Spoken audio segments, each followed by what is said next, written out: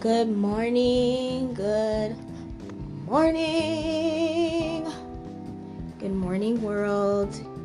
Good morning, healing souls.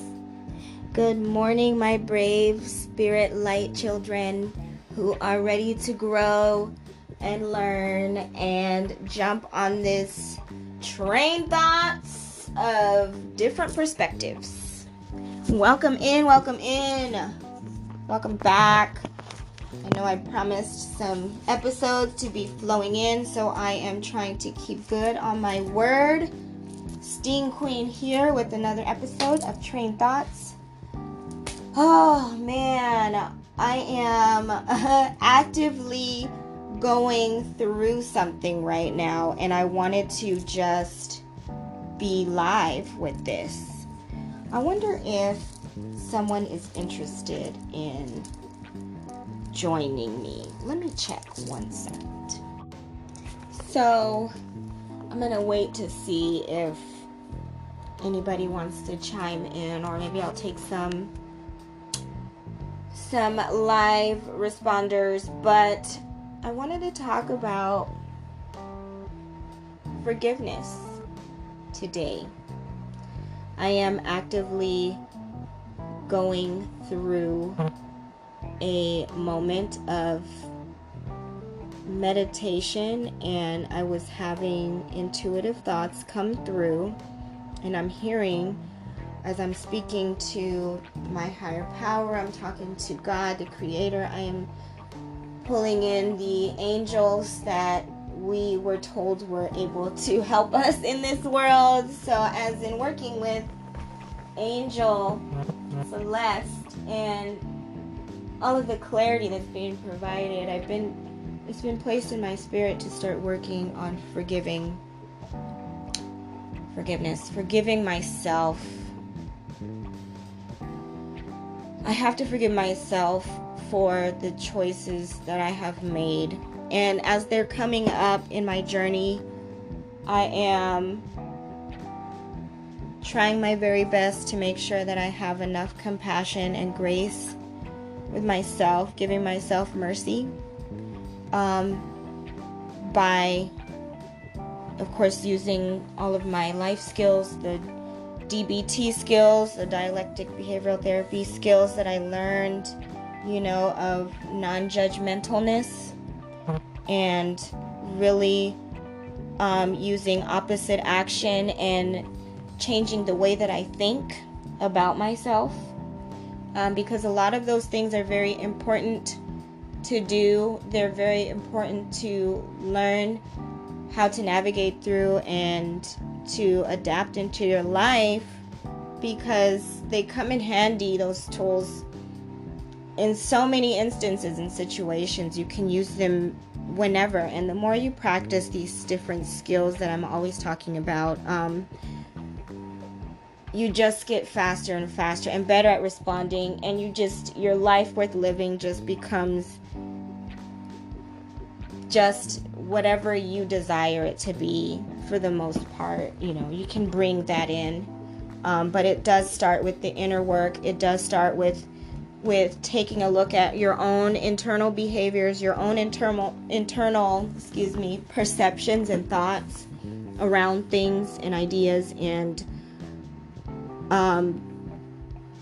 changing some of the way that we view things, because a lot of times it's a programming or an idea that came from someone else, or a value that we're holding from someone else that we're carrying on as our own.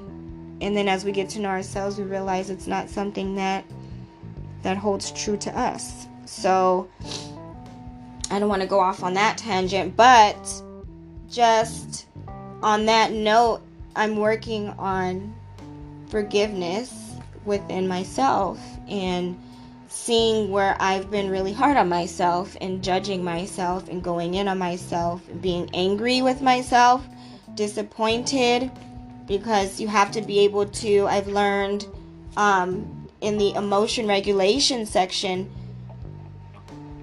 you have to be able to identify your emotions.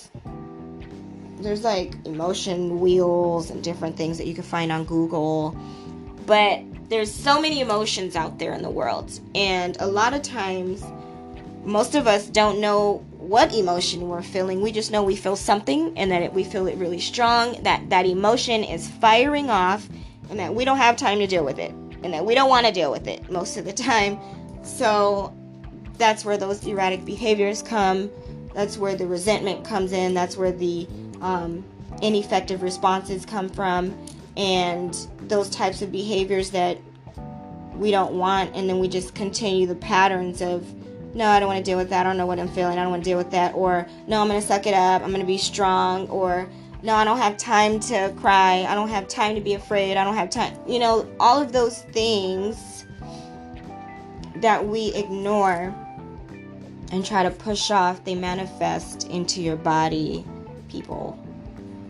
Please listen to me when I say that. If you don't start dealing with those internal emotions and those internal conflicts within yourselves, and trust me when I say this, because this is how I ended up with those psychogenic non-epileptic seizures in my body, by not processing the emotions that I was feeling, by not identifying the emotions that I was feeling, so that I can actually acknowledge what I'm feeling, because what you feel is important. How you feel is important. And what people feed to you, because people may feed to you that it's not important, it doesn't matter, that you don't matter, but you matter. You matter to you. You need to matter to you. If you don't matter to you, you matter to me. And I'm here to help y'all get stronger, and I'm doing that by making myself vulnerable, by sharing these experiences with you.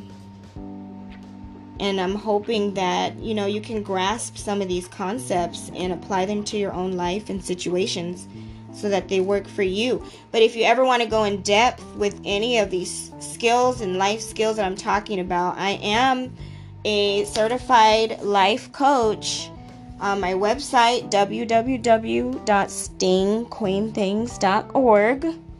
Go on the website and you can choose any kind of healing modality. If you don't know where to start, just put your information in and fill out a consultation. The consultations are free, and we can start diving in. We can start slow. We can go straight in if you want. We can baby step in, whatever you feel comfortable doing. I'm offering that to you, and I hope that it's something that you take advantage of. I do remote healings. I do remote Reiki healings. I do interceptor work. I do just offering life coach skills, mentorship. I offer creative healing processes with painting and fluid movement and sound healing. So please come check out the website. You can also look me up on Google. Sting Queen, STIINGQWEEN, Sting Queen, and all of my stuff will start populating, and you can just dive into your healing process. I'm here with you. We're doing this journey together, guys, okay? So, back to the forgiveness. Here I am. I'm on my forgiveness journey, forgiving myself for... Today I'm forgiving myself for the choice that I made to have a child out of wedlock. This is a very sensitive subject, I'm sure, for many people. It's a very vulnerable subject because, nobody ever has in their mind when they are in the process of doing adult things that a child is going to come, unless you're planning it, that is your plan to go in there and do that, then yes. But for the most part, we're just trying to experience our sexual side of life, and then children end up being the product of our behaviors, and then we have to then shift and either decide to step up and do what we need to do, or find a place for them to be that's going to be in the best interest of the child, because some people end up having to choose to have other people raise their children because they know it's going to be better for the child. And some people, there's just different situations, right? So let me walk y'all through this, okay? I was 19 years old. I was already married. I was in my first marriage, and I've only had 2. I'm on my second marriage, so please don't try me. So, I was in my first marriage, and we got married in tech school. It wasn't in tech school. It was after tech school. I met this guy in the military. He was in the reserves, actually. And he was a very sweet man. He was very quiet and just different from everybody else. I'm not going to disclose his name or anything like that because that's not the purpose of this podcast. I'm just bringing you back to the history of it so you can imagine where we're going. So, he was a Gemini. I'm a Scorpio, right? So there's that. And I had this very high energy. He was a very quiet person. And very kind and very into praying and into the Lord and just getting on his knees to pray and all of that stuff. And I knew the Lord, and I grew up in the Word, in the Holy Bible. I grew up in the church and all that, my history, right? Christian background. My dad he was a minister, and my mom, she was always singing in the choir, and all this stuff, right? So I knew God already. I had that relationship established already. However, he was on a different part of his journey. Now, I know now, as an adult, he was on a different part of his journey because he was older than me. I was 19. I believe he was 24 at the time. And so his relationship with the Lord, it looked really beautiful. Now that I think about it, it was amazing. It was so amazing to see someone commune with the Lord the way that he did. And I wasn't in that space of being ready to... I didn't know what that looked like, because I was used to seeing, talking to the Lord together with the person that you're married, because my parents, still being together after, 45, 50 something years, I don't know. They've had their own relationship with Christ, but they also commune together. And I feel like in that relationship, we had our own relationships with Christ, but we didn't really come together, which was odd. But anyways, we lived in Mississippi because I was stationed at that time. I was in the Air Force, and I had just finished both of my tech schools. It was so long, you guys. So when I joined the Air Force, I was 18 years old. Well, I joined when I was 17. And I did the delayed entry program. So my parents had to sign and all that stuff. And so when I hit 18, I graduated high school. I was able to pick any job I wanted because I was a nerd and I was super smart and scored really high on my ASVAB. So I was waiting for the cardiopulmonary job position to open up for the United States Air Force. And so that's the job that I got. And cardiopulmonary is heart and lungs. So cardiology falls under that. Pulmonary, those breathing tests that you guys have seen or do if you have asthma or children with asthma. Also, respiratory therapy was the main thing that I did. And I would deploy, whenever we deployed as respiratory therapy because that was the main line of the job for cardiopulmonaries, respiratory therapy, saving lives with the breathing tubes, intubating, the blood, the gore, the guts, all that stuff, like in the action, in the war, all that stuff. So I went to my deployment, had all that stuff happen. When I was deployed to Iraq, I was 19 years old. I was newly married I think we were married for 3 months at that time. Let's see, let me count. We got married, let's see.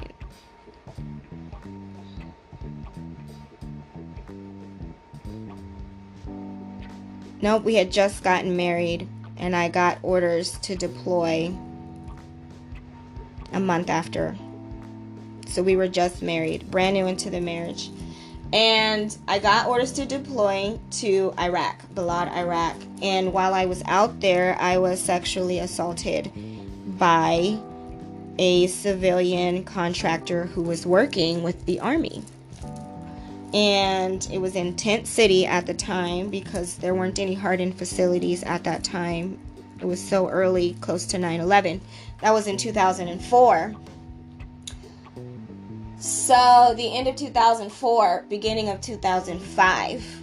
And so my marriage experienced that at a distance. I reported back to my husband, letting him know what had happened to me and what I experienced. And, he had his responses and emotional responses. I ended up staying there, you guys. I know it was such a shocking choice that I made, but it was a brave choice that I made at the same time. I know, because I stayed for my battle buddy, and there was a girl there that I was stationed with, and I did not want to leave her there by herself. We were also, we lived in trailers not far from each other, because it was still kind of tent city at the time. And they had just put us into a trailer. And anyways, we worked night shift, and one of the ladies there decided to have me go off at night and try to enjoy myself for, I don't know, moral purposes. Anyways, I don't want to go off on a tangent. So I didn't want to leave my battle buddy. I decided to stay, right? Stay at the deployment so that we could just go back home together. She wouldn't be alone. So my marriage went through that, and my husband at that time, my ex-husband didn't know how to respond, I don't think, to that. And I don't know if that had anything to do with a lot of stuff too. But when I got back from my deployment, about a month after I got back from my deployment, I was gone for about 6 months, 5-6 months. When I got back, a month or two later, Hurricane Katrina hit. Oh my God, you guys. I grew up in El Paso, Texas, okay? Like, the most we get there is some sandstorms and, some screens and things flying off the people's windows from the trailer park. Like, I'm not used to tropical storms. I'm not used to hurricanes. I'm not used to tornadoes. That wasn't a norm for me. So this was my first natural disaster. And I just left a war disaster, if you will, in my brand new marriage. And so Katrina hit. It was a disaster. I had to work during that time, which goes into a lot of things. And I hope this doesn't trigger anything for anybody. If it does, feel free to fast forward or not listen.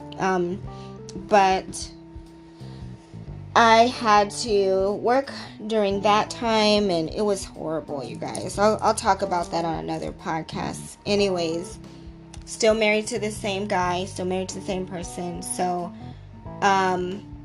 we had only, we spent time together for the first part. So phase 1 for me for tech school, that was 5 months, and then phase 2 was 9 months long in a different location. That's how I ended up in Mississippi. So Katrina hits, our apartment is destroyed, we lose the apartment. My life starts to become more compromised because the lights are not working in the apartment, right? We had to move in we ended up moving in with my battle buddy that I stayed with in Iraq for. We ended up moving in with her because our apartment, the people above us, they lost their roofing during Hurricane Katrina. So all of the water from their apartment was dripping into our apartment and destroyed the furniture. There was mold all over everything, water everywhere. It was horrible. We weren't really getting responses from people. Praise the Lord, my car still worked. I can't remember if his did, but I remember experiencing some very traumatic things in that marriage, and I don't know, it could have played a role in all of that, and who knows. But this guy and I never argued, we never got into fights, it was very rare, he was very calm. I feel like, though, I had to make a lot of the decisions. I don't know if you would agree, but I feel like I always had to make a lot of the decisions. But I also feel like a lot of that had to do with him wanting me to, either for me to be pleased or him not knowing himself. I couldn't tell the difference at the time. I was only 19. However, it was time to move, right? We were coming in on 3 months after Hurricane Katrina, and things were just horrible over there, you guys. I mean, casinos floated away. There were restaurants that were no longer standing. There were toilets and things in the middle of the street. People were starting to steal your gas. I actually had to buy, I bought my first firearm when I was in Mississippi, and because I lived in an apartment where there were a bunch of worker men that they were hiring in for really, really cheap, that would stand around my apartment watching me walk past, whistling, doing all the things. So it was back to the sexual harassment all over again, and my ex-husband was working at the time, so he wasn't around. It was just me, and it made me nervous, so I had to armor up, right? So I got the license and stuff, all that stuff there, and that was when I had purchased my first one. So we were able to put in for orders to wherever we wanted to go, as long as it was in our major command. And mine, not the major command, I can't think of what it's called right now, but as long as it was a place where they needed us to go, basically. If you fit in where you think you want to go, or if they need you somewhere, you can pick from where they have for you to go, and you would get stationed over there. So I was telling him about this, and he's always talked to me about wanting to see his grandfather in California, blah, blah, blah. So I chose California.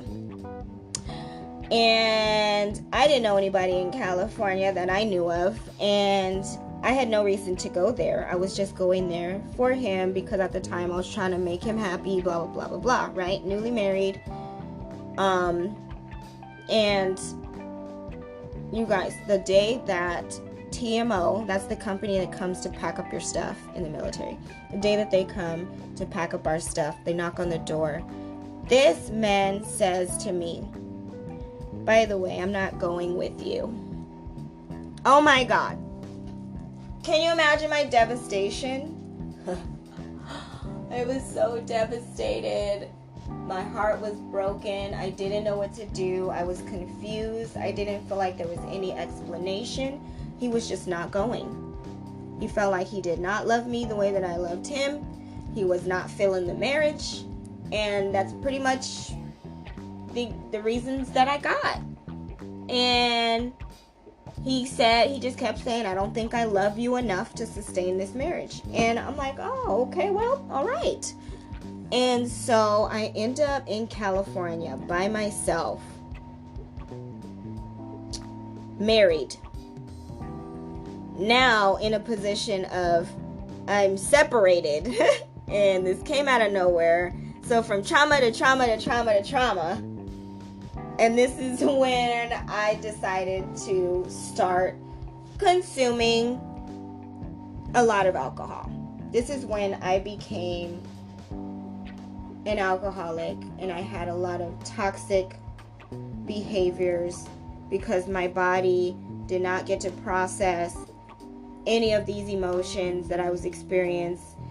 I was lost and confused. Everything was happening so fast, and everything was happening back to back to back, and I was 19 years old. And so my parents, of course, came to the rescue. My sisters came to the rescue.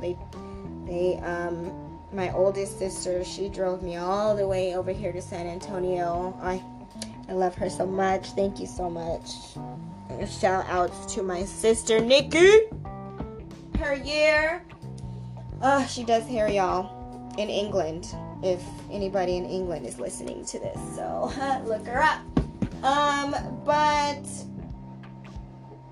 I end up in California, which is a very, very, very interesting state. I don't know if anybody's ever been there or lived there or traveled through there. But I got stationed at Travis Air Force Base from Keesler Air Force Base. So another very large hospital.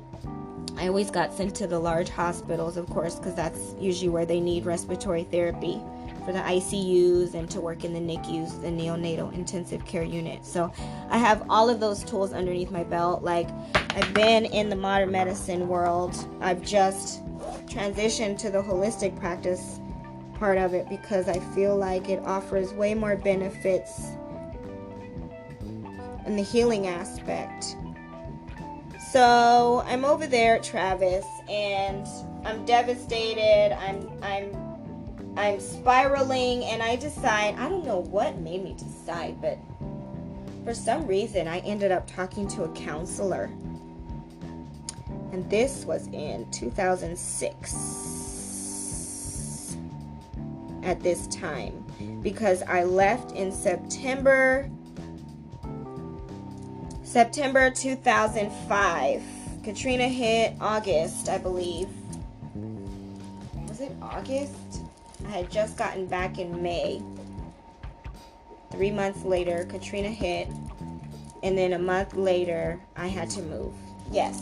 And then I'm in California. And so, like I said, there might be triggers in here. So please feel free to either fast forward or do what you need to do to pass this part. But I'm just talking about my instance and my testimony and what I did, what happened to me. So I was noticing that I was starting to consume more alcohol. Plus I'm in my 20s now, right? And so I'm meeting new people. I'm just starting my brand new Air Force career. This will be my second duty station. My first one got demolished by a hurricane. So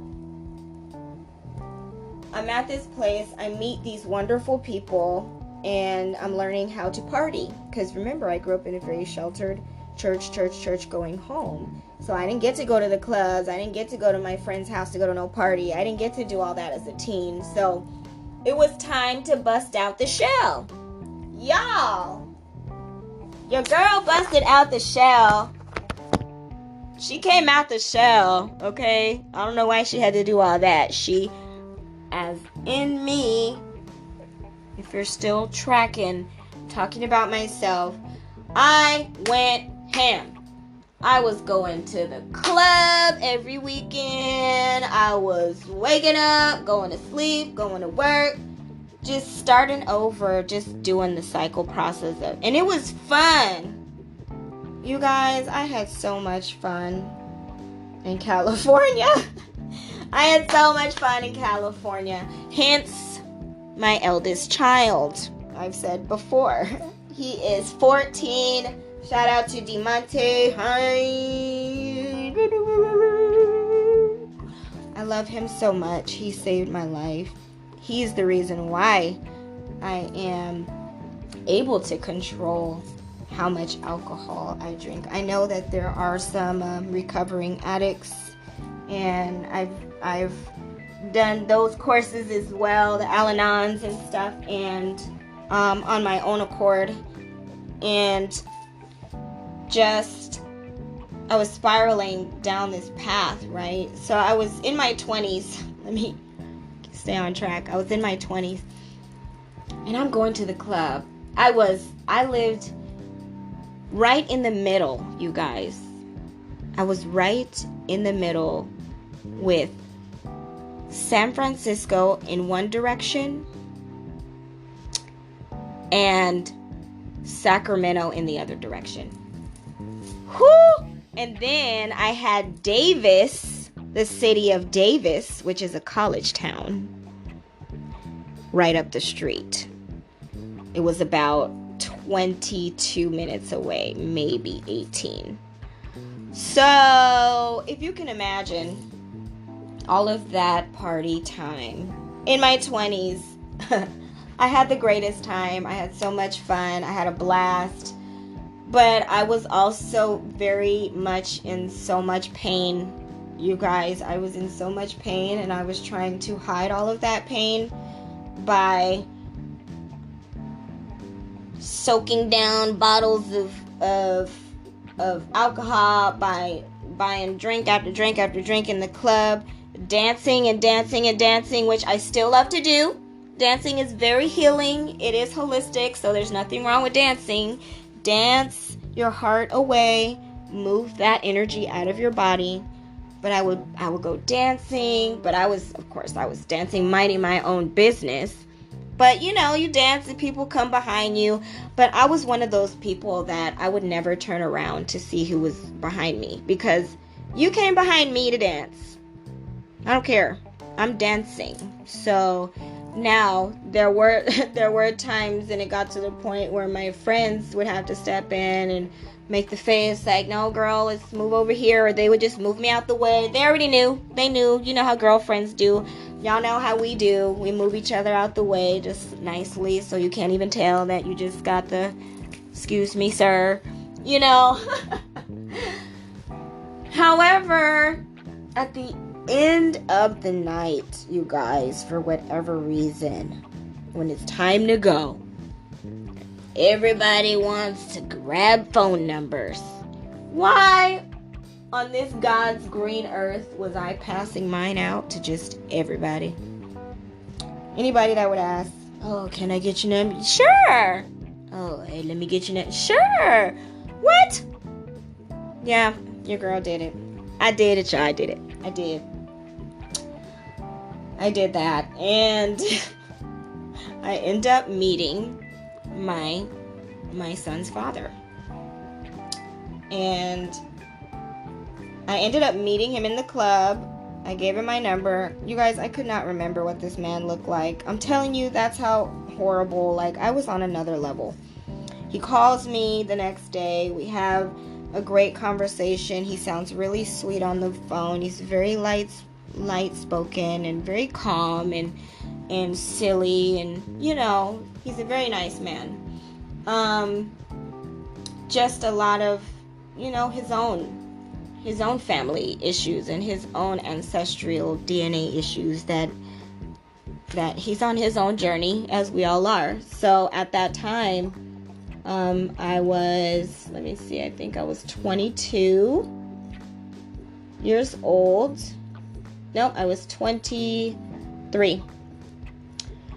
I was 23, and we were talking. We kept having conversations where we would talk on the phone, and 2 weeks had gone by where we were just getting to know each other, and I end up we end up saying, okay, we need to meet. It's time that we meet and, see each other again. Because the last time we saw each other, we were both feeling nice. We were both in the club. We both can't really remember what each other looked like. Crazy, right? How scary is that? So I picked this man up. I end up, and you guys, it had been like, I'm telling all my business. Please, I'm hoping you're not going to judge, because this is a very vulnerable platform that I'm giving you here. So if you do, fine, but whatever. So it had been about 8 months since I had any intercourse with my ex-husband at that time. He was my husband at that time. I was still married in my separation, trying to drink my sorrows and dance my sorrows away, because I don't know why my husband doesn't want to be with me, And so I meet this guy, and of course, too, I'm battling the Christian part of me that's like, girl, you know better. You like, just all the stuff, like all of the programs, just different stuff was happening in my mind and in my heart, and just things.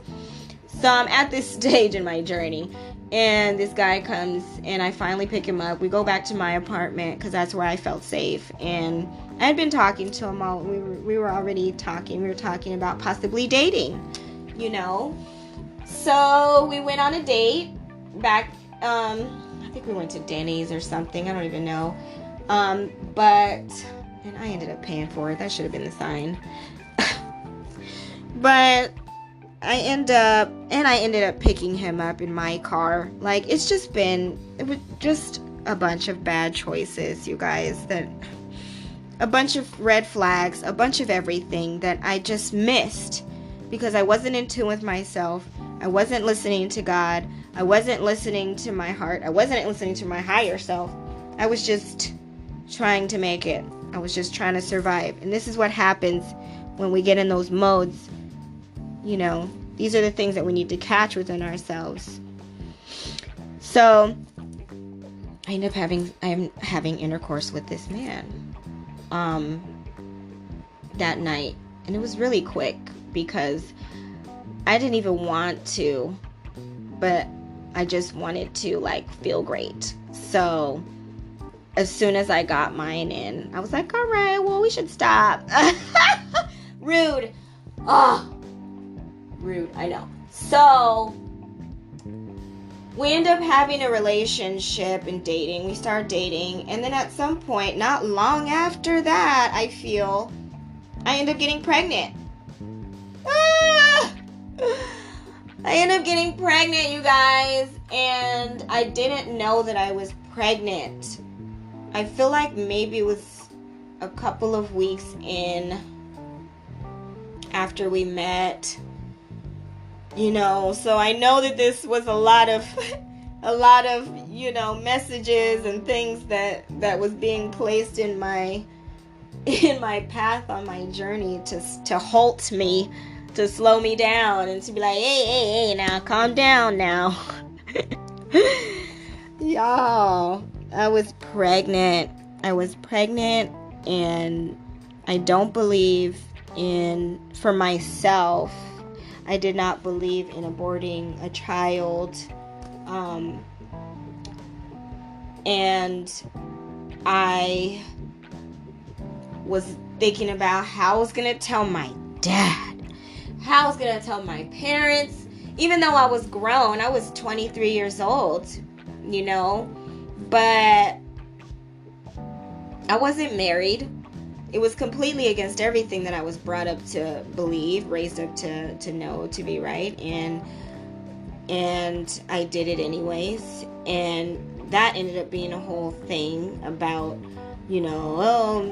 picking between me and the child, or the child and the father, and blah, blah, blah, blah, whatever. So it was a very scary moment for me. Like, there was even a moment, even though I didn't believe in abortion, where for a second of my mind, I'm like, oh my God, I don't know what to do. How am I going to raise a kid by myself? I don't know what to do. I don't know what I'm doing. I never even wanted kids.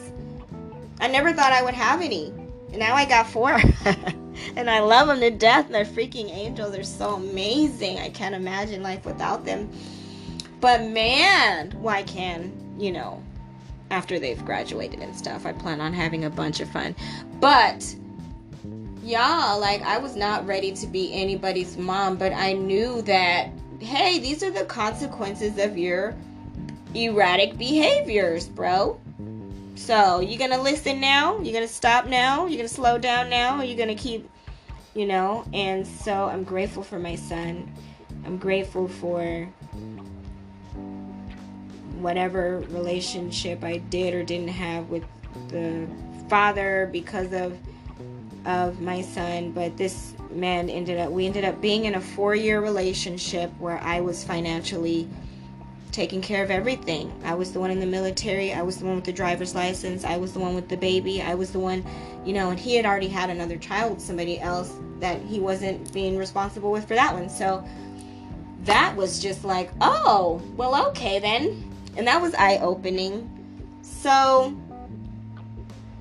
I'm forgiving myself today for the choices that I made when I was 24, 23, 22.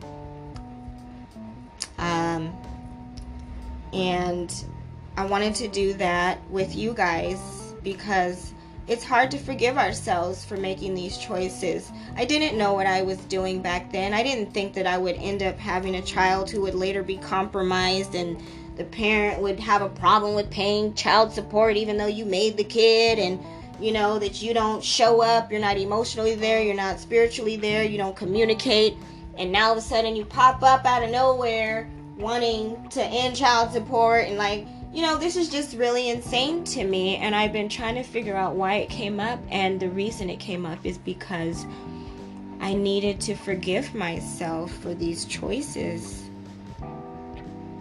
So today, in front of all of you, in front of my Holy Father, in front of myself, I forgive myself. I forgive myself for being impulsive. I forgive myself for trying to figure out how to survive and how to cover up my emotions because I wasn't brave enough to face them. I forgive myself for having a child out of wedlock. I forgive myself for having the thoughts of possibly not being able to take care of a child by myself. I forgive myself for being angry with this man for so many years. Because I had a right to be. Because it was hurtful. But those are the choices that I made. Those are the choices that we make when we have intercourse or we sleep with people that we don't really know, and then a baby comes up. And some people decide to get married because they think it's the right thing to do, and then you have this toxic relationship, this toxic marriage that ends up in divorce, and the child suffers. And this is the position. I wasn't even married to this man, I was in the middle of a divorce. So I forgive myself for infidelity while I was still married, and even though I was the one getting left. I forgive myself. I forgive you, Evie. I forgive you. And for everybody's listening, I hope that you have the courage and the strength to forgive yourselves for your choices and your behaviors. Not to throw it in your face, because I could be like, oh, you see, we should have known. We should have picked somebody better. We should have, coulda, woulda. We didn't. This is what I got. And I was hurting. And that's why I made those choices. I wasn't thinking clearly, and it's okay because I was young. I didn't know what to do. I was trying to survive, but I stepped up to the plate. I pulled in my divine masculine, even though I didn't know that's what I was doing. And I said, no, I'm going to be a mother. I'm going to raise this child. I'm going to be a single parent, and it's just is what it is. I'm going to love this baby, and that's what I do. That's what I've done. And he is my heart and joy. He is my soul. And I tell him all the time, he saved me from alcoholism. He saved me from drinking my life into the ground. He did that. Because the moment I found out I was pregnant with him, I stopped drinking by the bottles. And I didn't start. Every now and then I have maybe a drink or two. Not even two. I might have a drink at a restaurant with a meal or something once in a blue moon. But I don't even be feeling alcohol like that. Praise the Lord. And I'm so grateful for that. I'm so grateful to be here. And not everybody can do it like that. Some people have to completely cut it out altogether. I didn't have to do that. Alcoholism does run in my family lineage. It is in my DNA. My grandparents were both alcoholics on my mom's side. So, that's always been a fear of my mom's. She always worried about her girls becoming that. And that's what I had become. I became that. And I forgive myself for that. In the name of Jesus. And I thank you, Lord, for forgiving me, because I know that you forgave me a long time ago. We're the ones that hold this pressure on ourselves. We're the ones that keep judging ourselves. We're the ones that keep ourselves in that stuckness of, oh, this is why you don't deserve this. No, we are the ones that need to forgive ourselves. God forgives us already, and he's so quick with it. So I just wanted to come on here and share that. I want to thank you for being a part of my safe space and helping me to heal. Look at you guys got to help me heal today. And I thank you for that. I'm grateful and I'm honored to be able to share my stories and my journeys with you and my testimonies. I hope it touched someone's heart. Please forgive yourselves. Forgive yourselves in areas where you feel like you just keep on judging yourself for. Why do you keep judging yourself? Some of the things that we do, everything that we do it for a reason. So stop judging yourself and just take a second to think, hey, why did I do that? And then, did I know at the time? And how much skills did I have at that time? Could I have used those skills at that time? No, because I wasn't even aware at that time. I wasn't even in that mind frame at that time. It's time to start forgiving ourselves, releasing some of this pressure off of ourselves, off of our spirits, out of our bodies, out of our minds, and out of our souls, so that we can heal, we can transmute that pain into unconditional love and forgiveness for ourselves and our past transgressions. So, blessings and love in pink light of compassion and green light for filling your heart space during this forgiving time, and tuning in to the angel guides and whatever you need to tune in to help you heal. Do it. Take a walk, talk, dance, sing, yoga, pray, do some arts and crafts, whatever. Again, you can hit up the website if you want to, stingqueenthings.org, or you can hit me up on Facebook. You can DM me on Instagram, Sting Queen. It's one word, STIINGQWEEN.